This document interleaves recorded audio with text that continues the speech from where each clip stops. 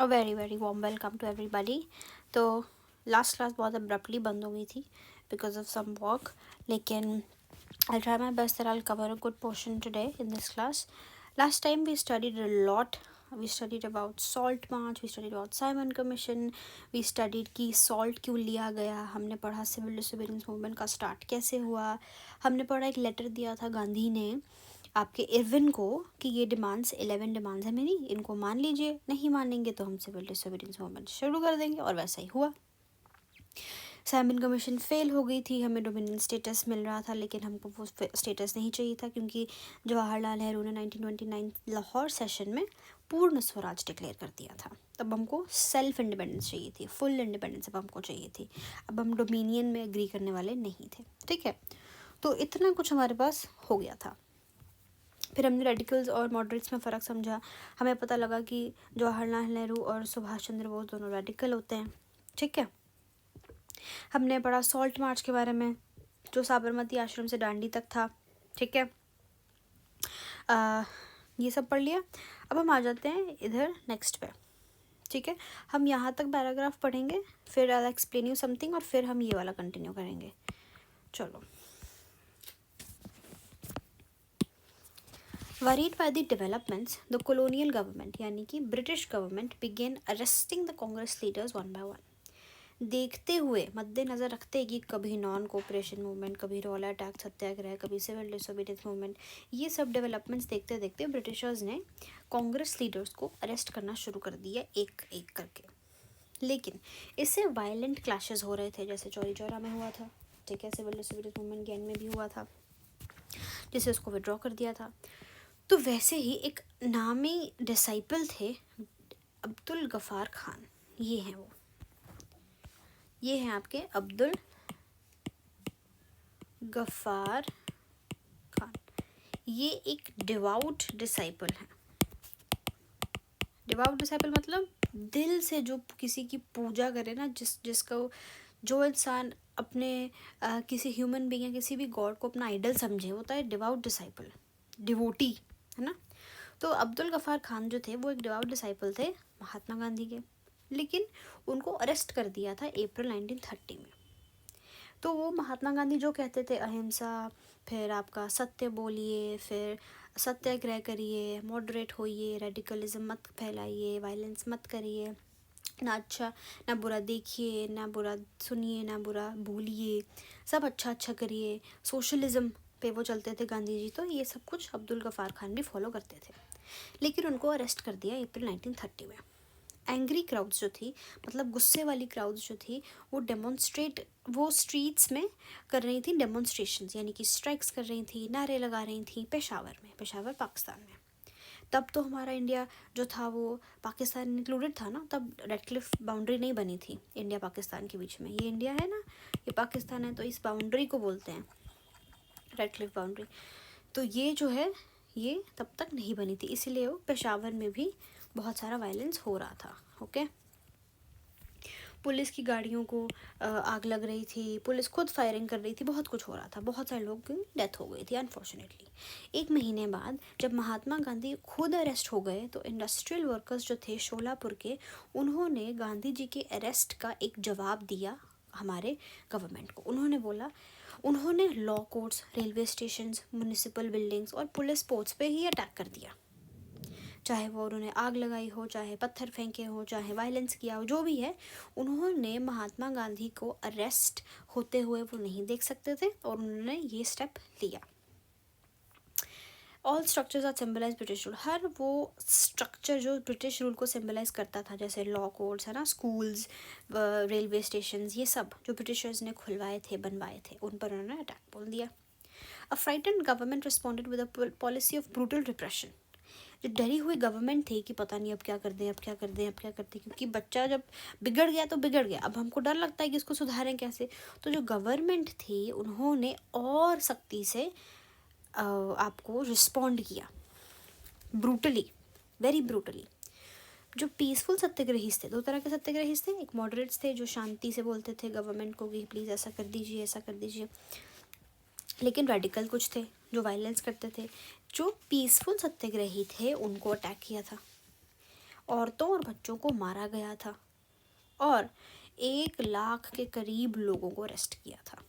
तो ये था आपके डेवलपमेंट्स का ब्रिटिश रिस्पॉन्स। ठीक है, ये डेमोन्स्ट्रेशन हो रही है, पुलिस देखो कैसे आपकी सत्याग्रही को मना कर रही है। जो ब्लैक में है ये पुलिस है, देखो कैसे भाग रही है, इन सब के पीछे भी पुलिस है ना। अब ये समझने के लिए हम आगे बढ़ते हैं। तो हुआ क्या था, इन सच ए सिचुएशन महात्मा गांधी ने बोला कि अब वायलेंस हो रहा है और वायलेंस उनको पसंद नहीं है, तो उन्होंने बोला कि प्लीज़ CDM जो है, सिविल डिसोबीडियंस मूवमेंट जो है, उसको कॉल ऑफ करो। In such a situation, Mahatma Gandhi once again decided to call off the movement and entered into the pact with Irwin on 5th March 1931. इस line को आप underline कर लीजिए। ठीक है, हुआ क्या कि क्योंकि सिविल डिसोबीडियंस मूवमेंट भी वायलेंट हो गया था, तो गांधी जी ने बोला अब तो हमको एक पैक्ट करना पड़ेगा। तो गांधी जी और वाइसरॉय इरविन, इनके बीच में एक पैक्ट हुआ। पैक्ट यानी कि एक अग्रीमेंट हुआ। कब हुआ? 5 मार्च 1931 में। ये आपको डेट याद रखनी है। अब इसीलिए इसको गांधी इरविन पैक्ट बोलते हैं। गांधी कौन थे? Representative of India, and Irwin was your viceroy. Viceroy का मतलब बताया था, जो रॉयल्टी को रिप्रेजेंट करने यहाँ पर इंडिया में है। ठीक है, अब उस गांधी इरविन पैक्ट के बारे में हम पढ़ेंगे। ठीक है, ये देखिए 5 मार्च 1931 को गांधी इरविन पैक्ट। ये हमारे गांधी जी हैं, ये हमारे वाइसरॉय इरविन हैं। इनके बीच में क्या पैक्ट हुआ? अभी क्या हुआ था कि सिविल डिसोबीडियंस मूवमेंट चल रहा था 1930 में, और अभी कॉल ऑफ किया था गांधी जी ने। सॉल्ट सत्याग्रह सक्सेसफुल था, डांडी मार्च वाला। बहुत सारे लोग अरेस्ट हुए थे, गांधी जी खुद अरेस्ट हुए थे। ब्रिटिश गवर्नमेंट बहुत रिप्रेशन दिखा रही थी, ज़ोर ज़बरदस्ती दिखा रही थी, कभी लाठी चार्ज कर रही थी, कभी अरेस्ट कर रही थी, बहुत कुछ। 1 लाख से ज़्यादा लोग जेल हो गए थे और गांधी जी खुद भी अरेस्टेड थे, है ना। ये जो मूवमेंट था सिविल डिसोबीडियंस मूवमेंट, ये एक हद तक बहुत स्ट्रॉन्ग मूवमेंट था, जिसका रेपरकशन यानी कि कॉन्सिक्वेंस हमको मोस्टली हर जगह दिख रहा था। ब्रिटिशर्स को ये रियलाइज़ हो गया था कि अब वो ये सिचुएशन यानी कि सिविल डिसोबीडियंस मूवमेंट में जो लोग पार्टिसिपेट कर रहे हैं और वो कितना वायलेंट हो रहे हैं, वो अभी कंट्रोल नहीं कर पाएंगे, और उन्होंने नेगोशिएशन स्टार्ट कर दी। अब नेगोशिएशन की ज़रूरत क्या थी? सबसे पहले नेगोशिएशन की ज़रूरत थी कि गांधी जी हमेशा से एक मॉडरेट थे। वो कहते थे कि मैं गवर्नमेंट को समझा लूँगा, हम गवर्नमेंट से बात करेंगे, हम गवर्नमेंट और हम एक सेम पेज पर आने की कोशिश करेंगे। उनका हमेशा से ही टूल ये रहा है, राइट। तो गांधी जी ने बोला कि अगर हम गवर्नमेंट से कुछ शर्तें रखें और वो मान जाए तो बहुत बढ़िया। अब वो शर्तें क्या क्या थी, ठीक है, अब वो बताते हैं।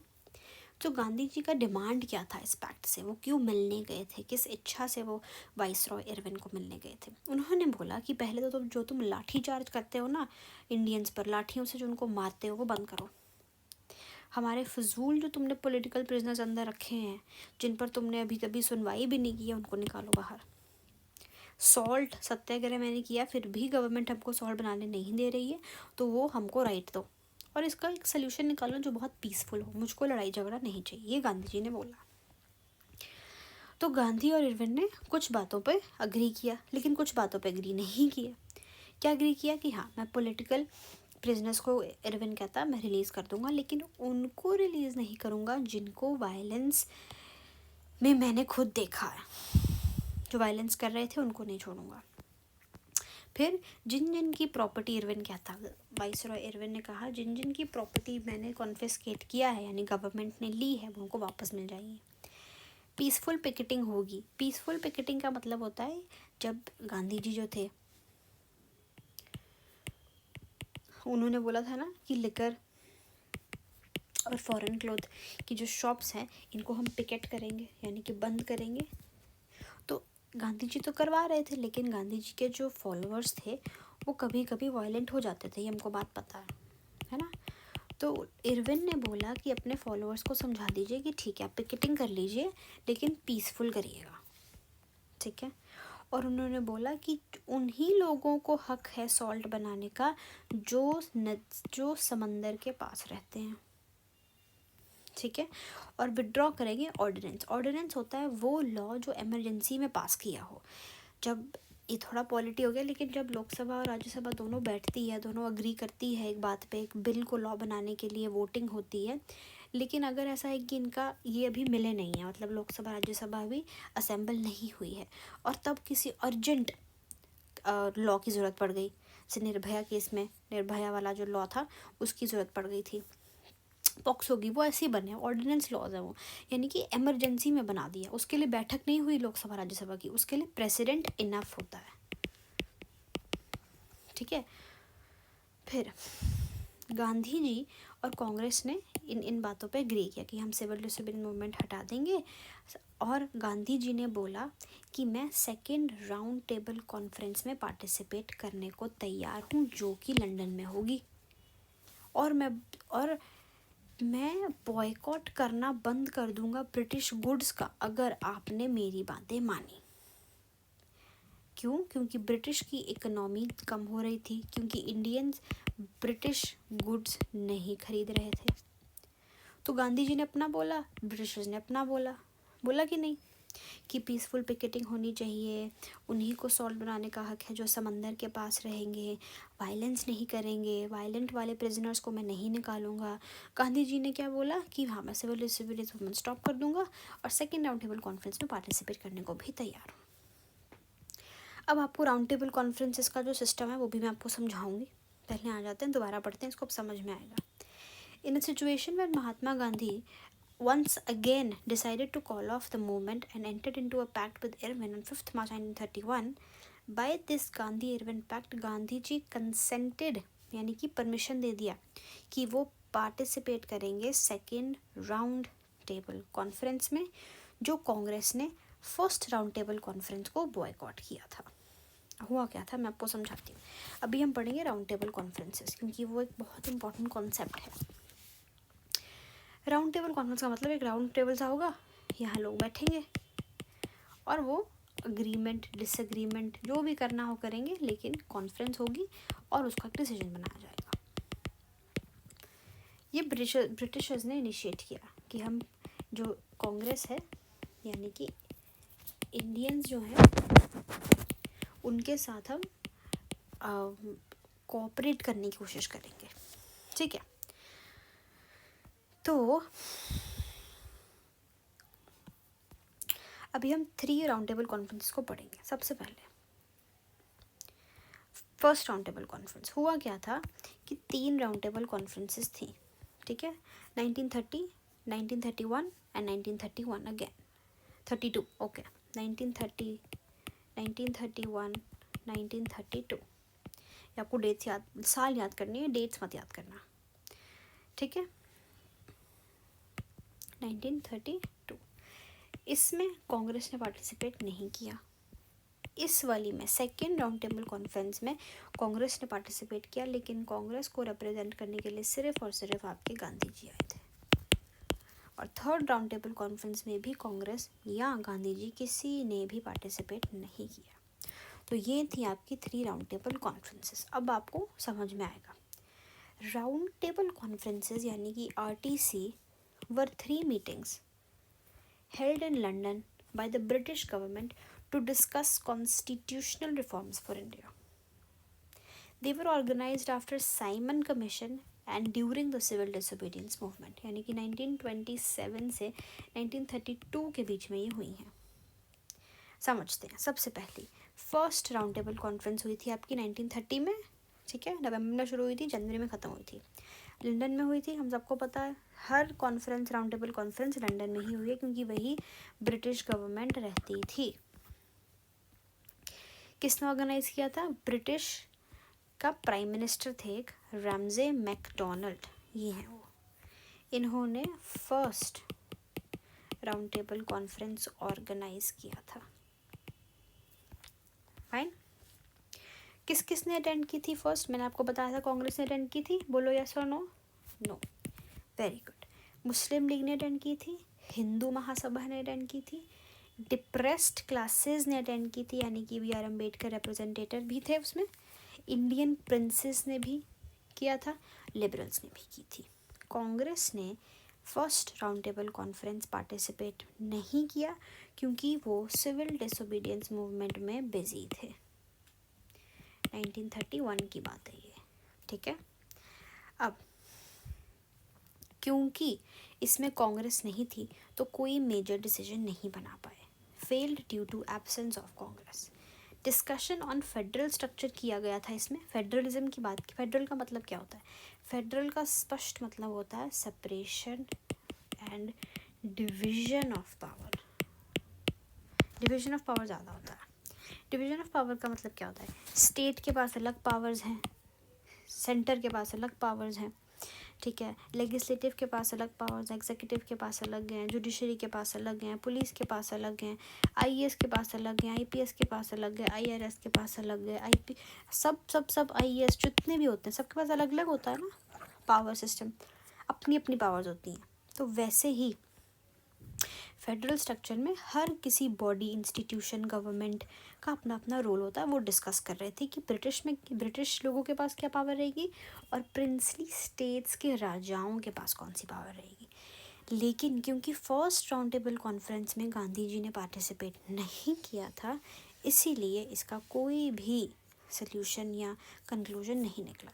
नॉट ओनली कि गांधी जी ने पार्टिसिपेट नहीं किया था, लेकिन मेजॉरिटी रिप्रेजेंटेटर ऑफ इंडिया जो कि कांग्रेस है, एक अम्ब्रेला पार्टी, उसने ही अटेंड नहीं किया था, तो कोई मतलब नहीं बनता। अब पढ़ते हैं हमारी second round table conference, very very important. Second round table conference में अभी आपको याद है 1931 अभी क्या होकर रखा है? गांधी इरविन पैक्ट हुआ। गांधी इरविन पैक्ट में गांधी ने क्या प्रॉमिस किया इरविन को कि मैं सेकेंड राउंड टेबल कॉन्फ्रेंस में पार्टिसिपेट करने को आऊँगा। कहाँ आऊँगा जी? लंदन में आऊँगा, बोला था ना। तो वैसे ही वो लंदन में आते हैं, कांग्रेस जो होती है वो महात्मा गांधी उनको रिप्रेजेंट करते हैं, मुस्लिम लीग भी आती है, डिप्रेस्ड क्लास के बी आर अम्बेडकर भी आते हैं और प्रिंसेस भी आते हैं। इसमें क्या डिसाइड होगा? माइनॉरिटी रिप्रेजेंटेशन, यानी कि Sikh, Anglo Indians, depressed classes, so called ST, OBC, उनके बारे में बात होगी और सेपरेट इलेक्टोरेट के बारे में बात होगी। ये आपने शब्द बहुत बारी सुना होगा, सेपरेट इलेक्टोरेट। इसका मतलब क्या होता है? सेपरेट इलेक्टोरेट का मतलब होता है एक ऐसा वोटिंग सिस्टम, एक ऐसा इलेक्शन जिसमें उस पर्टिकुलर कम्युनिटी के लोग ही खड़े हों, नॉमिनेट हों, और उस पर्टिकुलर कम्युनिटी के लोग ही उनको वोट करें। फॉर एग्जांपल 3 कैंडिडेट्स हैं, तीनों एससी होंगे और उनको जो वोट करेगा लाइन में लगकर वो भी एससी होंगे। ये होता है सेपरेट इलेक्टोरेट, कि हमको बीच में, यानी कि जॉइंट इलेक्टोरेट, यानी कि जिसमें सब हैं, मुसलमान भी खड़ा हो रहा है, हिंदू भी खड़ा हो रहा है, क्रिश्चियन भी खड़ा, मुझे उसमें नहीं जाना, मुझे अपना इलेक्टोरेट चाहिए, ठीक है। क्यों किया था ये? ताकि जो माइनॉरिटी रिप्रेजेंटेशन, जो माइनॉरिटी लोग हैं, उनको कोई भी मेजॉरिटी बंदा, मेजॉरिटी ग्रुप डोमिनेट ना कर सके, उनकी आवाज़, उनकी इच्छाएं और उनके पर्सपेक्टिव्स भी सामने आए। तो इसमें जब बी आर अम्बेडकर भी थे और गांधी भी थे, तो वो इस बात पे उनकी मतभेद हो गया। उन्होंने बोला, गांधी जी ने, कि सेपरेट इलेक्टोरेट नहीं रखेंगे।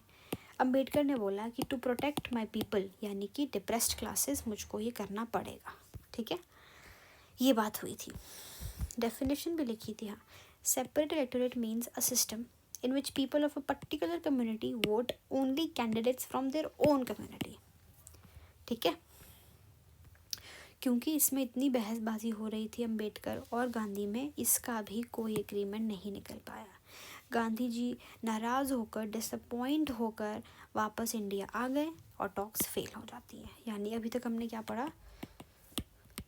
First round table conference, second table conference 1931। इसमें गांधी आए? नहीं। इसमें गांधी आए? यस। कोई डिसीजन बना? नहीं। इसमें गांधी आने के बावजूद कोई डिसीजन नहीं बना, क्योंकि बी आर अम्बेडकर और इनका सेपरेट इलेक्टोरेट पे दिक्कत हो गई थी, ठीक है जी। थर्ड क्या है? Third round table conference total 3 थी।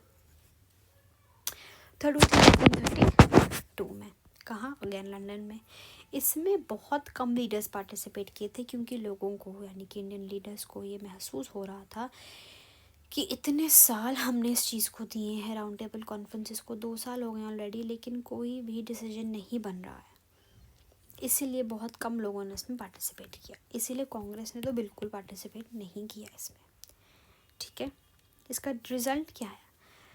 रिज़ल्ट आया इसका, गवर्नमेंट ऑफ इंडिया एक्ट 1935। ये हम डिटेल में पढ़ेंगे नेक्स्ट क्लास में, लेकिन अभी आई कंटिन्यू बिकॉज ये टॉपिक क्योंकि लास्ट क्लास में भी हम कवर नहीं कर पाए थे ये वाला। अभी इसका कंक्लूजन टेबल है। कॉन्फ्रेंस फर्स्ट हुई थी, सेकंड हुई थी, थर्ड हुई थी, 1 2 3। कौन से साल में हुई थी? 30 31 32। ईजी है लर्न करना। कांग्रेस ने पार्टिसिपेट किया था? नहीं। हाँ, गांधी ने पार्टिसिपेट किया था सेकंड में, थर्ड में नहीं पार्टिसिपेट किया था। रिजल्ट? कोई रिजल्ट नहीं आया, कोई रिजल्ट नहीं आया। गवर्नमेंट ऑफ इंडिया 1935 बना आपके थर्ड राउंड टेबल कॉन्फ्रेंस में, जब कांग्रेस ने पार्टिसिपेट नहीं किया था। अब ये जो कंक्लूजन निकलता है इसका, इससे बहुत हम आगे चीज़ें पढ़ेंगे, जैसे communal award, Poona pact and government of India 1935। ये इस बुक में डिटेल में नहीं दिया, लेकिन क्योंकि हमारा एम इसको पढ़ने का बोर्ड्स नहीं है बहुतों का में से, इसीलिए इसको हम डिटेल में पढ़ेंगे। अभी सेकेंड राउंड टेबल कॉन्फ्रेंस में आपको बता रही थी ना, इसलिए ये थोड़ा और डिटेल आ जाएगा। सेंट जेम्स पैलेस में हुई थी सेकेंड राउंड टेबल कॉन्फ्रेंस, जिसमें सिर्फ महात्मा गांधी आए थे। ये है वो पैलेस, ये है सेंट जेम्स पैलेस जहाँ पर महात्मा गांधी गए थे सेकेंड राउंड टेबल कॉन्फ्रेंस को अटेंड करने। ये उनकी वहाँ से पिक्चर है। फिर गांधी जी ने अभी क्या डिमांड किया था कि हमें एक फुल रिस्पॉन्सिबल गवर्नमेंट चाहिए, हमें ब्रिटिश कंट्रोल नहीं चाहिए, हम इकलौते रिप्रेजेंटेटर बनना चाहते हैं इंडियंस के, और हम कोई सेपरेट इलेक्टोरेट नहीं शुरू करेंगे किसी भी रिलीजन या किसी भी कास्ट बेस पे। लेकिन क्यों नहीं कोई डिसीजन बन पाया सेकेंड राउंड टेबल कॉन्फ्रेंस का? क्योंकि डिप्रेस क्लास के लीडर बी.आर. अम्बेडकर चाहते थे कि सेपरेट इलेक्टोरेट बने माइनॉरिटीज़ का। ब्रिटिशर्स ऐसे नहीं छोड़ सकती थी माइनॉरिटी सब्जेक्ट को हवा में, क्योंकि माइनॉरिटी सब्जेक्ट बहुत ज़रूरी है और हमेशा से था। यूनिटी ही नहीं थी, ना कांग्रेस में यूनिटी थी, ना अम्बेडकर और गांधी में यूनिटी थी, ना मुस्लिम लीग हिंदू सभा में यूनिटी थी। कहीं यूनिटी नहीं थी तो डिसीजन कैसे बनता? तो कोई भी डिसीजन नहीं बना और सेकेंड राउंड टेबल कॉन्फ्रेंस से डिसअपॉइंट होकर गांधी जी वापस इंडिया में आ जाते हैं। अब मुझे आपसे एक बात पूछनी है। आप मुझे ये बताइए कि रिवोल्ट ऑफ 1857 में वाइसरॉय कौन था? कैनिंग, ठीक है। नॉन कोऑपरेशन मूवमेंट में कौन था? ये सब आपको चीज़ें पता होनी चाहिए। नॉन कोऑपरेशन मूवमेंट में कौन था अभी हम पढ़ेंगे। जैसे हमने वाइसरॉय इरविन पढ़ा, ठीक है, हमने इरविन पढ़ा। तो जो वाइसरॉय इरविन है ना, वो 2631 में उन्होंने रूल किया है, सॉरी गवर्न किया है वाइसरॉय का पोजीशन। तो यानी कि साइमन कमीशन के वक्त और फर्स्ट राउंड टेबल कॉन्फ्रेंस के वक्त, सिविल डिसोबीडियंस मूवमेंट के वक्त 1931 के, यही थे आपके वाइसरॉय। और इनके बाद आ गए थे लॉर्ड वेलिंगटन। इनका नाम है लॉर्ड वेलिंगटन। ये आए थे आपके इरविन के बाद। मतलब जब सिविल डिसोबीडियंस मूवमेंट 1932 में गांधी जी ने कॉल ऑफ कर दिया था और फिर से रीलॉन्च किया था, याद है? रीलॉन्चिंग के वक्त वाइसरॉय आपके चेंज हो गए थे लॉर्ड वेलिंगटन की। इनका टेन्योर सिर्फ 5 सालों का होता है। तो आप प्लीज़ मुझे बताइएगा कि नॉन कोऑपरेशन मूवमेंट के वक्त हमारा वाइसरॉय कौन था? ये होमवर्क करा, ठीक है। नाउ हम थे यहाँ पर,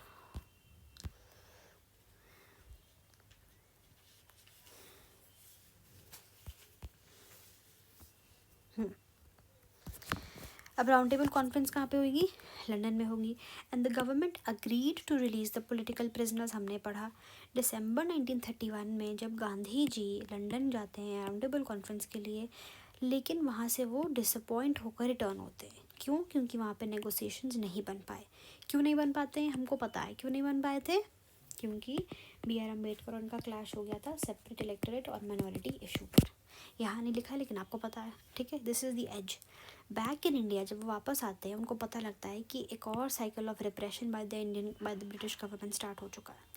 हम उनके जो डिवाउट डिसाइपल थे गफ़ार खान, उनको अरेस्ट कर दिया है। नेहरू, उनके चहीते को अरेस्ट कर दिया, दोनों जेल में हैं। कांग्रेस को उन्होंने बोला था, उनकी डिमांड थी कि हमको इंडियंस का रिप्रेजेंटेटर ऑफिशियल डिक्लेयर करो। उन्होंने उनकी एब्सेंस में ब्रिटिश गवर्नमेंट ने, जब तक गांधी जी इंडिया में नहीं थे, उन्होंने कांग्रेस को इलीगल डिक्लेयर कर दिया था। देखो, बहुत सारे सीरीज़ ऑफ मेजर्स हुए थे to prevent any meetings, demonstrations कर रहे थे लोग, बॉयकॉट्स कर रहे थे, इतना सारा ख़राब हो गया था, क्योटिक हो गया था माहौल। और दिल में इतनी बिटरनेस लेकर, अप्रीहेंशन लेकर गांधी जी ने डिसाइड किया कि मैं दोबारा से सिविल डिसोबीडियंस मूवमेंट लॉन्च करूँगा। और for 1 year the movement continued, but by 1934 it lost its moment. अब मैंने आपको बताया था ना कि CDM जो था वो दोबारा रीलॉन्च हुआ है ना, तो वो रीलॉन्च हुआ है आपके बाद में 1932-33 में। कौन था तुम्हारा वाइसरॉय? हमारा वाइसरॉय था तब लॉर्ड वेलिंगटन। रीलॉन्च हुआ है 1934 में, ठीक है। तो आज हमने क्या क्या पढ़ा है? आज हमने पढ़ा है कि महात्मा गांधी ने इरविन पैक्ट में क्या डिसाइड किया था, ठीक है। फिर क्यों उनका राउंड टेबल कॉन्फ्रेंस में फर्स्ट में नहीं गए थे, सेकंड में गए थे, थर्ड में भी नहीं गए थे, क्या राउंड टेबल कॉन्फ्रेंस सक्सेसफुल थी कि नहीं थी, ठीक है। फिर हमने पढ़ा कि जब वो वापस आए उनको पता लगा कि ब्रिटिश गवर्नमेंट कितना रिप्रेशन करा रही है इंडियंस पे, उन्होंने फिर से 1934 में सिविल डिसोबीडियंस मूवमेंट रीलॉन्च किया, और तब वहाँ वाइसरॉय रह चुके थे लॉर्ड वेलिंगटन, ठीक है। तो आपको लॉर्ड इरविन की भी फ़ोटो याद होनी चाहिए। साइमन के वक्त जॉन साइमन जो थे उनके टाइम पर भी यही थे इरविन जी, उनकी फ़ोटो याद होनी चाहिए। फिर आपको वेलिंगटन की फ़ोटो याद होनी चाहिए, अम्बेडकर की, गांधी की, नेहरू की आपको पता होना चाहिए। अभी नेक्स्ट क्लास में हम पढ़ेंगे कि जो पार्टिसिपेशन थी ना CDM में वो कैसी थी, ठीक है। क्या सोशलिस्ट ने पार्टिसिपेट किया, क्या किसी ने पार्टिसिपेट किया कि नहीं, ठीक है। फिर कौन सोशलिस्ट था, कौन कम्युनिस्ट था, क्या सारा सिस्टम था वो हम पढ़ेंगे। उसके बाद हम लिमिटेशंस पढ़ेंगे, ठीक है।